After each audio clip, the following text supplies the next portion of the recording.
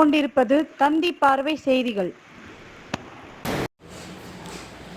குடியாத்தத்தில் உலக திருவள்ளுவர் பேரவை சார்பில் 262 மாணவ மாணவிகளுக்கு விருதுகள் மற்றும் சான்றுகள் வழங்கும் விழா. நிகழ்ச்சிக்கு உலக திருக்குறள் பேரவை தலைவர் பொறியாளர் அன்பு தலைமை தாங்கினார். முனைவர் ப. சம்பத்குமார் முன்னிலை வகித்தார். இந்நிகழ்ச்சியில் முன்னாள் ரயில்வே மத்திய இணை அமைச்சர் அரங்கவேலு கலந்து கொண்டு விருதுகள் வழங்கினார். இந்நிகழ்ச்சியில் குடியாத்தம் தொகுதி சட்டமன்ற உறுப்பினர் அமுலு விஜயன், KMG ராஜேந்திரன், JKN பழனி, ஆயிஷா ஜாவித், மது ஆகியோர் கலந்து கொண்டனர்.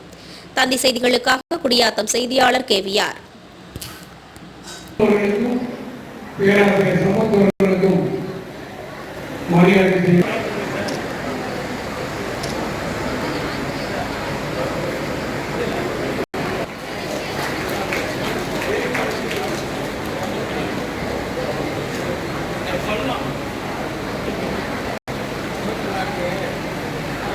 புலவர் சம்பத்குமார் அவர்களுக்கு புலவரையாளர்கள் மிகப்பெரிய வேறு மாவட்ட செயலாளர் மலைவரையான ஒழுகாளர்கள் என்கிற அந்த தலைப்பில் அதை அப்படியே வாசிக்கிறவங்களுக்கு as participated in the world Tirukkural Research Conference depicting